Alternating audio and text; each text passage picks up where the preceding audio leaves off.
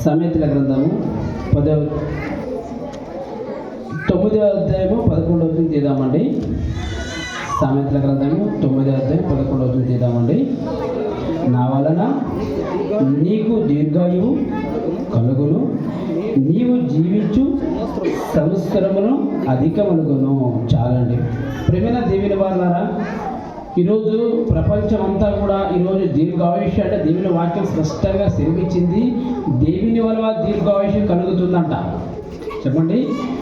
ప్రతి మనిషి కూడా ఈరోజు సమాజంలో చూసినట్లే చాలామంది అనుకుంటున్నారు, నా శక్తిని బట్టి, నా యవ్వనాన్ని బట్టి, నా బలాన్ని బట్టి నాకు ఆయుష్కాలం ఉంది అనుకుంటారు. దేవుని వాక్యం సెలవిస్తుంది దేవుని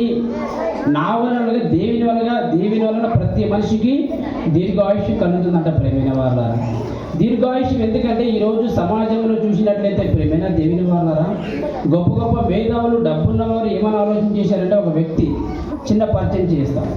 ఒక వ్యక్తి మైకేల్ జాక్సన్ అంట, తాను అనుకున్నాడంట, తను గొప్ప డబ్బు ఉంది, పలుకుబడి ఉంది, మందబలం ఉంది. తాను ఏమనుకుంటున్నా అంటే, నేను చాలా సంవత్సరాలు బ్రతకాలి. చెప్పండి, ఎక్కువ సంవత్సరాలు బ్రతకాలి, ఖచ్చితంగా నేను ఆరోగ్య విషయంలో చాలా జాగ్రత్త కలిగి, అలాగే తాను డాక్టర్ అంటే ప్రతిరోజు కూడా డాక్టర్లతో చెక్ చేయించుకునేవాడంట. దానికి ఒక్కరిగా ఎంతోమంది డాక్టర్లు ఉండేవారంట. ఎవరు చెప్పండి? Michael Jackson. అందరూ అతను సినిమా యాక్టర్, డాన్స్ మాస్టర్ అని ఇడీ ప్రపంచంలో ప్రారంభంలో తన పేరు పొందిన వ్యక్తి. తాను బ్రతకాలని తన ఆలోచనతో ప్రేమైన దేవుని వల్ల శరీరం పైన పెట్టి ఫుడ్ విషయంలో చాలా జాగ్రత్త తీసుకునేవాడంట. ఆరోగ్యం విషయంలో జాగ్రత్త తీసుకునేవాడు. తీసుకుని తన అంటే ఎక్కువ సంవత్సరాలు బ్రతకాలన్నప్పుడు తనకి ఏం గురించి దేవుని మీద నమ్మకం లేదు, తన మీద, తర్వాత తన డబ్బు మీద, తన డాక్టర్ మీద నమ్మకం ఉందంట. తర్వాత చివరి దినాలు అంటున్నా అంట, నేను చేసింది తప్పు, ఇదంతా కూడా వ్యర్థము, ఇది దేవుడే ఖచ్చితంగా దీనికి మేలు మూల కారకుడు.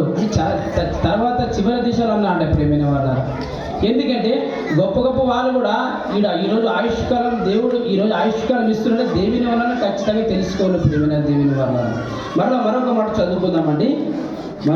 చదువుకుందామండి. అది సామెతల గ్రంథం తీద్దామండి.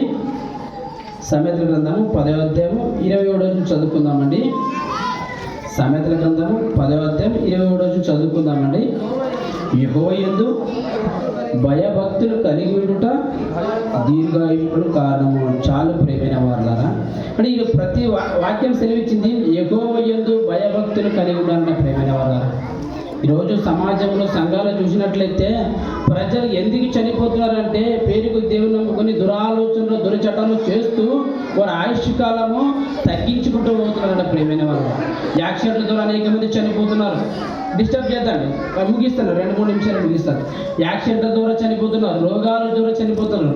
ఈరోజు క్రొత్త సంవత్సరంలో దేవుడు మనకి అడుగు పెట్టాడంటే, మనం అడుగు పెట్టి క్రొత్త సంవత్సరం ఈరోజు సాయంత్రం రాత్రి వేళ మనం ప్రార్థన, ఆరాధన, సంబరంతో సంతోషం జరిపించుకుంటున్నామంటే ఇది దేవుని కృపను బట్టి జరిపించుకుంటామని ఖచ్చితంగా చెప్పచ్చు. ప్రేమైన వాళ్ళారా, ఎందుకంటే ఈరోజు 1వ తారీఖు, నిన్నటి దినాన్ని చూసినట్లయితే పైపర్లో చూడండి అనేక మంది యాక్సిడెంట్ల ద్వారా చనిపోతున్నారు.